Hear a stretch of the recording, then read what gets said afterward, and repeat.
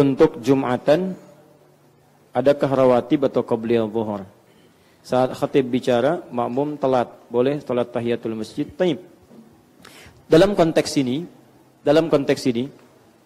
Jumat, teman-teman sekalian, ada dua penilaian di kalangan para ulama. Dan ini sudah tuntas sebetulnya. Pembahasan ini sudah tuntas. Yang pertama, ada dipahami bahwa Jumat itu pengganti zuhur. Diselesai. Jadi ketika menunaikan Jumat, tidak ada zuhur. Paham ya? Nah, ketika pengganti daripada zuhur, maka hukum-hukum turunan zuhur itu kemudian dibedakan dengan hukum-hukum Jumat. Misal, zuhur 4 rakaat, Jumat berapa rakaat? 2 rakaat. Zuhur tidak ada kultum, tidak ada khutbah, maka Jumat ada khutbahnya. Zuhur punya qabliyah di sini, maka Jumat diikat dengan keadaan khutbahnya. Begitu khatib naik ke atas mimbar. Kalau khatib sudah ada naik ke atas mimbar, maka semua jamaah diam.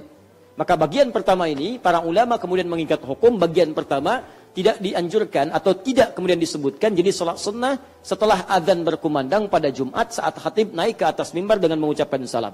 Jelas sampai sini? Jadi kalau Anda sudah masuk di situ, kemudian Anda duduk, ya, misal dalam konteks setelah Anda tahiyatul masjid, kemudian Anda duduk, setelah itu khatib naik ke atas mimbar, alhamdulillah, mengucapkan assalamualaikum, kemudian azan dikumandangkan. Azan ini pembuka Jumat, bukan pembuka salat qabliyah, karena telah diikat dengan ketentuan khutbah. Anda dengarkan, begitu khatib kemudian naik khutbah, maka Anda tidak salat kembali. Tugas Anda mendengarkan. Ansitu wasma'u.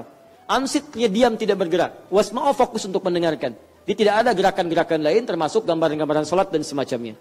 Karena itulah kemudian, sifat sunnah qobliyahnya, kemudian ini yang paling menarik, spesial untuk Jumat, dihadirkan dengan nama yang sangat indah, namanya salatul intidhar.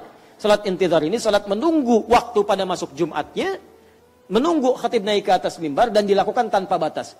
Kalau qabliyah zuhur 4 rakaat ini enggak ada batas. 2 tambah 2 tambah 2 tambah 2 sampai khatib naik ke atas mimbar. Di pendapat yang pertama mengatakan qabliyahnya dialihkan kepada intizar, salat menunggu khatib naik ke atas mimbar.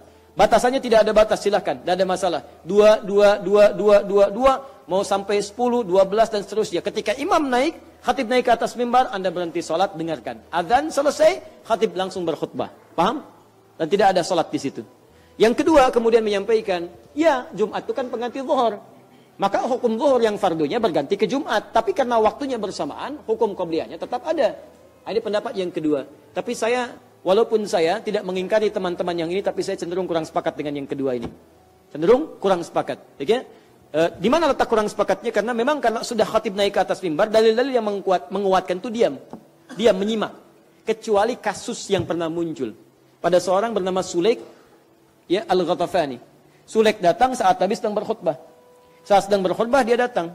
Kemudian langsung duduk. Nabi mengeluarkan kalimat, "Idza dakhala ahadukumul masjida fala yajlis hatta yusalli rak'atain." Kalau seorang kan kamu salat 2 rakaat baru kemudian duduk. Posisinya datang dalam Nabi sedang berkhutbah. Maka secara tekstual, sebagian ulama mengatakan boleh ketika seorang datang, dia sedang khutbah, dia salat 2 rakaat, dan ini yang digunakan oleh sebagian teman-teman para ulama menyampaikan boleh 2 rakaat untuk mengambil sifat zuhurnya, mengambil qobliyahnya saat khatib sedang berkhutbah dengan mengambil keutamaan hadis yang tadi disampaikan. Tapi ulama Malikiyah kemudian merinci. Kata ulama Malikiyah, hadis itu ketika disampaikan oleh Nabi bukan ingin menunjukkan keutamaan tahiyatul masjid, tapi ingin menunjukkan keutamaan yang kedua. Apa itu? Ingin menunjuk ada orang baru datang ke sini, belum tahu hukum masjid. Tetap yang diutamakan itu duduk sebetulnya. Tapi karena ini orang baru, dia belum tahu hukum.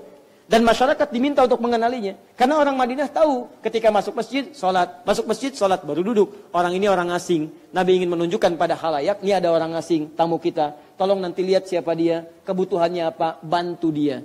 Makanya tidak pernah orang ada datang ke masjid Nabi kecuali selesai urusannya. Dikenali siapa dia, datang dari mana, dibantu. Tidak punya makanan, pulang dapat makanan. Maaf kehausan, pulang dapat minuman, dan sebagainya. Di hadis yang pertama tadi, tentang datang saat Jumat, dinilai oleh ulama Malikiyah, ini bukan hadis menunjuk tahiyatul masjid, karena tahiyatul masjid punya hadis turunan yang lainnya. Ini hadis ingin menunjukkan pada kita untuk saling berbagi dan mengenali siapapun yang hadir di sekitaran kita. Itu poinnya.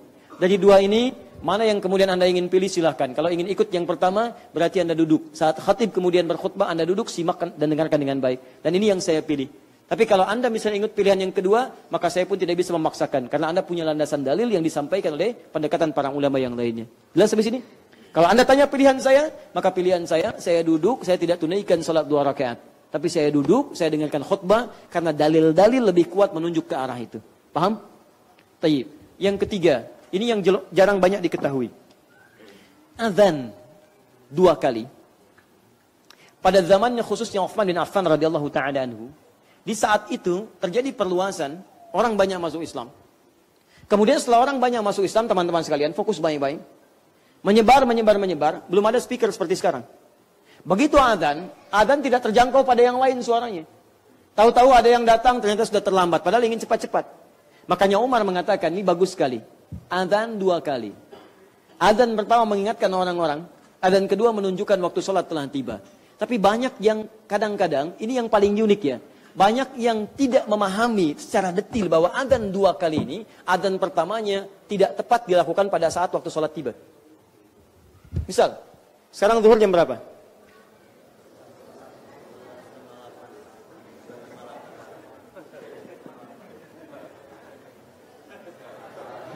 Baik. Kita ambil pertengahan, 11.57 misal. Baik ya, misal 11.57. Misal, itu bagus sekali ya. Setiap kajian saya harapkan matikan aja waktu salat ya. Supaya bisa kelihatan. Ya, jangan kalah sama singa laut. Sini, 11.57. Fokus.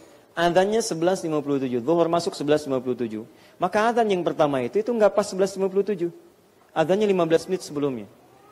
15 menit. Jadi kalau kita ambil misalnya, kurangi 15 berapa? 11.42. Dia adzan. Adzan yang pertama ini bukan adzan tiba waktu sholat. Tapi adzan memberitahu bahwa waktu Jumat akan segera tiba.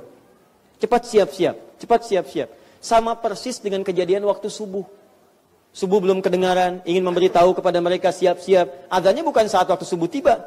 Makanya saat Anda ke Madinah sekarang, subuh kan 2 kali kan? Awas, jangan terlampau soleh. Pada saat adzan yang pertama, jangan dulu salat subuh.